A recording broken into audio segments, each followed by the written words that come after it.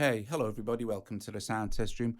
Okay, so today I'm going to play you my synthwave track that I've been working on for the last couple of weeks. It's kind of a synthwave soundtrack to an imaginary film called Kid Zero and the Robot Warriors from Mars. Typically synthwavey stuff. So you can see it's in certain sections. The track lasts about 10 minutes, but it changes all the time. It's like several tracks in one. And first of all, I'm going to play you the completely mastered version. This is the finished version. This is the version that'll get, uh, and well, this is the version you're going to listen to now. And if it goes onto Bandcamp, this is the version it will be. Key things to note are things like keeping it around -14 here, LUFS. And we can watch the phasing here. We want this to be between 0 and +1 here all the time. We don't want it, it's going to go negative occasionally, but we don't want it to go negative too often because we'll get phasing issues if we sum this to mono, which we can listen to and stuff like that. Anyway, so we can hear what it's going to sound like in mono. We can also engage this and hear the difference in loudness between, we can equalize the loudness between the mastered version and the unmastered version.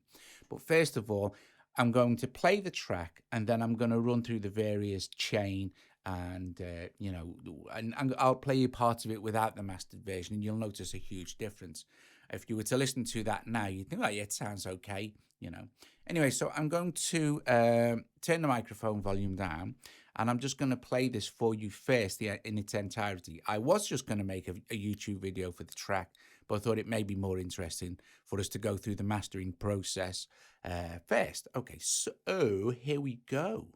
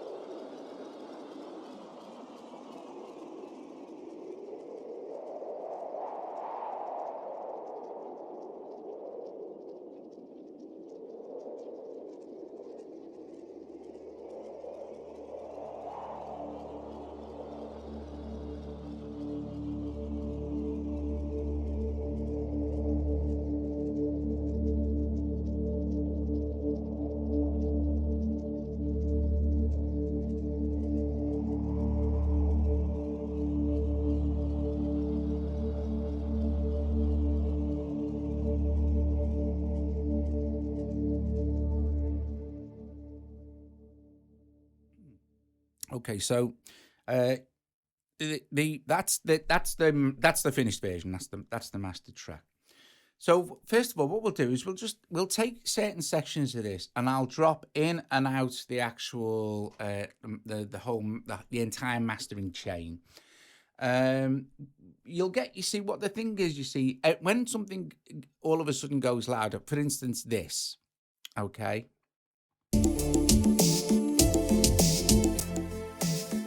But you can hear there's a really massive difference there in quality.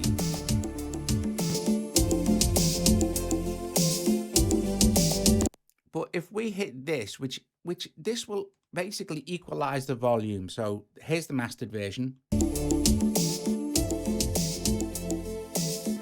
there's the unmastered version. We can take the loudness back up now.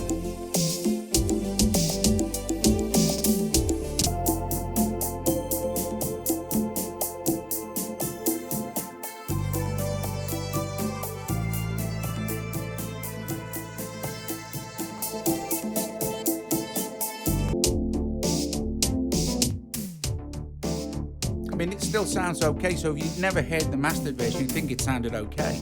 Until you compare it with the mastered version, of course.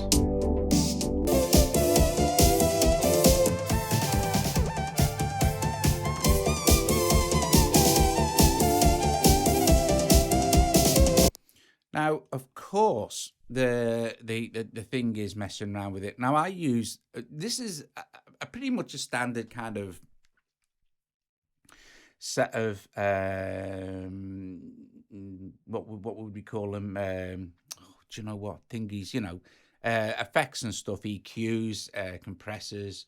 We've got two. Let's go across. We've got the classic VC 670, and then we've got a quad comp. Quad comp's nice. If we check for this.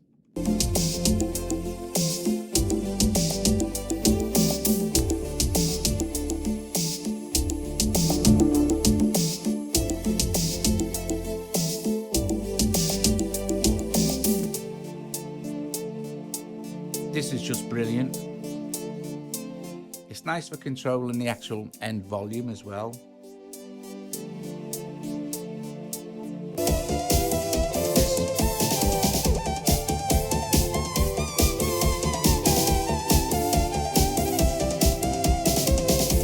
The key thing here is the -14. You don't need this. Won't change fast enough to see, but you want to be watching your meter in here.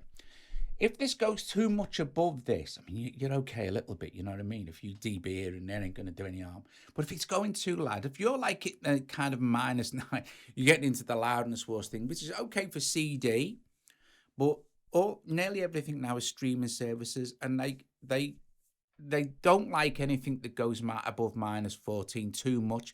YouTube won't. And what will happen is if it goes too far above -14, all your brilliant work and all the rest of it with your compression, the streaming services, YouTube, Bandcamp, etc., Spotify, all of them, will start to apply their own compression. And well, the perceived loudness may be louder.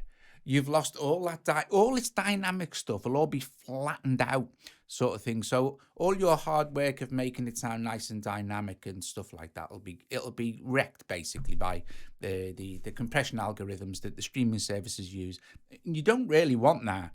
You want it to be as close to -14 as possible. So the loudest part of your track is the key thing here. These parts here, it doesn't matter. People are still going to hear it, and they're still going to be able to hear it fine. People have the ability to turn a volume knob up, or apply their own EQ. This is your mastered version. This is the version that you want to be happy with. And you want to be listening to this on as many different things as you can. Your monitor speakers. I use Behringer Truth monitor speakers. I also use DT 770 Pro headphones. Then I use my AKG headphones. Then I have another pair of Sennheiser headphones. Then I have little in-ear headphones. Then I have the iPad Poddy headphone things. Then we stick it on Alexa. So you're hearing it on all sorts of different environments to see if it's okay. And if it's too dodgy on anything, most of you know that most of my mastered stuff, like for me and Colin and anybody else I've done stuff for, they're happy with it, and it sounds nice on YouTube. It sounds nice on YouTube because we keep it at around minus 14, and that's really, really, really key. This is key as well. This thing here, right?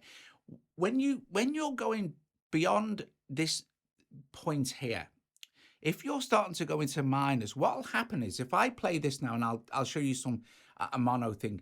This is how it's going to sound. If I do a live stream, right? My live streams go mono because I plug directly into the phone. And for some reason, it just gets processed in mono. Some things, if it's super wide stereo stuff, and you want that in some things, but not in everything, it sounds terrible. It sounds terrible when it goes down to mono because it's got so much stereo going on, and it'll sound even worse if this point here is going minus instead of plus. Like, for instance, we play this bit, look. It's good. It's all above 0. That's a bit of CPU overload. But I'll sum it to mono here.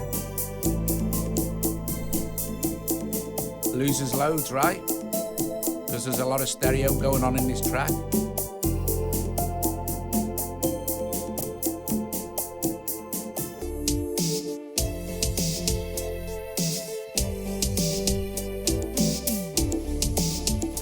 So this is kind of the thing people are going to be getting on their phones, on their Alexas and stuff like that. Because even if it's stereo, the speakers are really close, so you're not going to really hear it.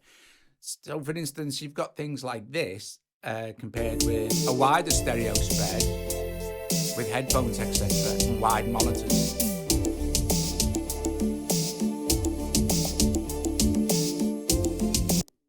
So the stealth limiter is really good. So what we can do also is we can take quite an action pack. This section will do, and I can drop in and out various components, if you like, in the rack, and you'll be able to hear the difference they make.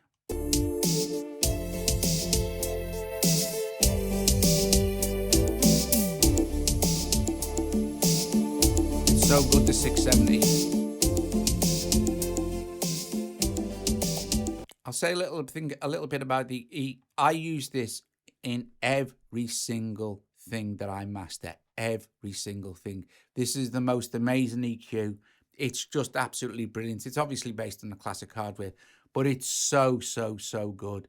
You can boost here with different frequencies, etc. You can attenuate, so you can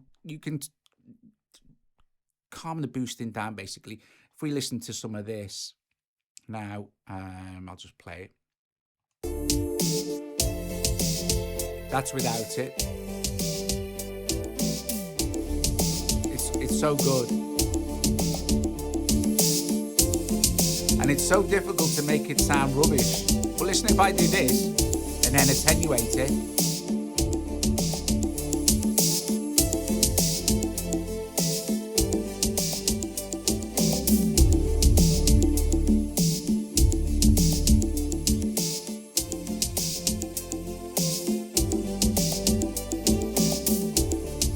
of course, with T-Racks, you also get a load of,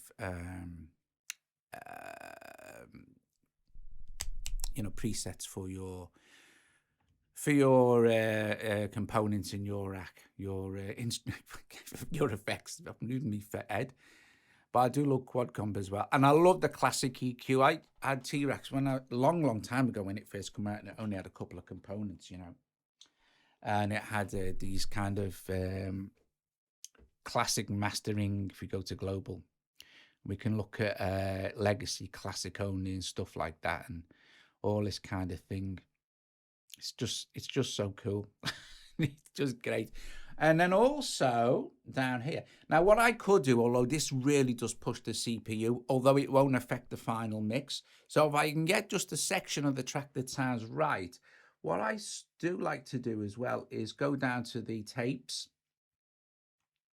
And if I run these through some of the emulations of famous tape machines, and I'll probably want to do this at the end of the chain here. So take for instance this one and drop it in. Now what'll happen is it will start to crackle and break up. However, if I was just to run this master now as it is, this would be absolutely fine. It would just process it great, and you would have the effect of the tape. Now, the effect of the tape is extremely subtle because you don't, these tape machines were super expensive back in the day, and obviously what recorded on and things like that. However, it does add a slight difference. If you look at the presets here, you'll see that you've got certain presets there. And with this also has some really nice touches, like you can choose the tape speed, but you can also choose the tape type, the tape formula, different types of magnetic tape and things like this, and transport modeling, which if this is on, it kind of has the very, very, very slight variations of the tape heads and stuff. So we might be able to get away with, because don't forget, my internet's running in the background, and also my OBS screen recording software is running in the background.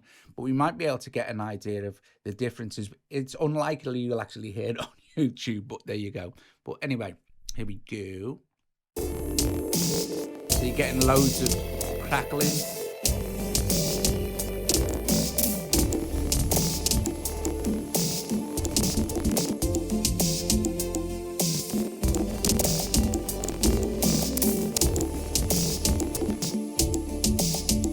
But if you can get a sweet spot where it's not doing that anywhere on it, because the more powerful compute you've got, better is obviously what you want. But when you get a sweet spot there, or you kind of know a setting, once you master this, once you export it as the master, this is going to be absolutely fine.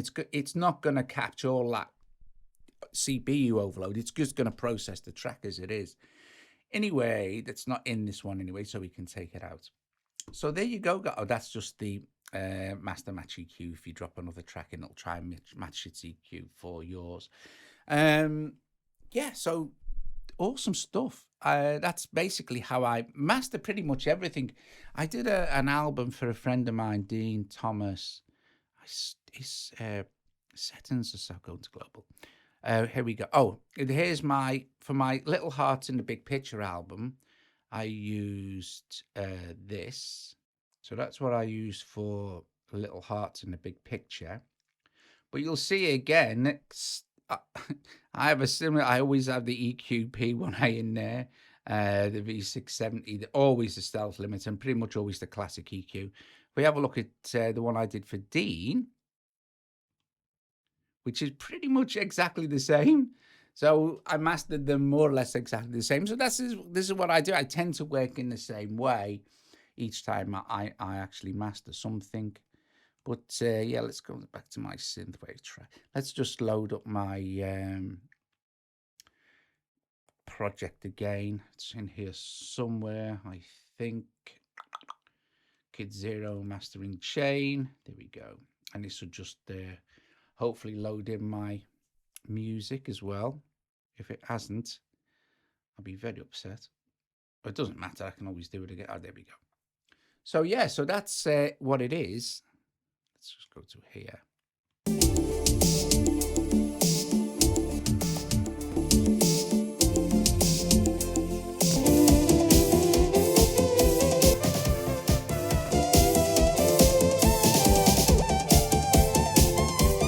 Stereo's great, isn't it?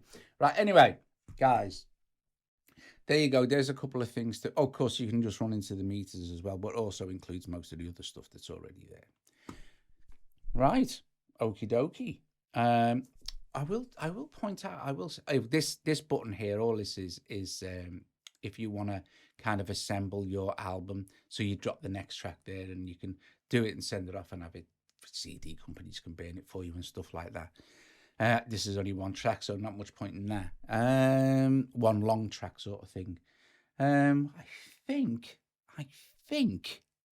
that's pretty much everything. There was one other thing I wanted to say, maybe. Oh yeah, you can do comparisons with different settings. You can set up different mastering chains and stuff like that, and compare them on the fly as they go.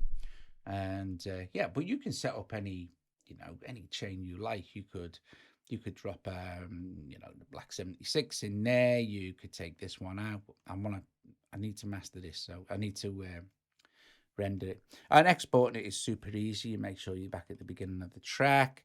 You just hit export, and then it'll ask you blah, blah, blah, where you want to put it, etc. Usual story. Anyway, thanks for watching. I hope you enjoyed the track. I like the track. It's fun. Anyway, thank you very much for watching, and I will see you later. Yes, T-Rex Max mastering Kid Zero and the Robot Warriors from Mars. Not coming to a theatre near you soon. Cheers, guys. See you later. Ta-ra.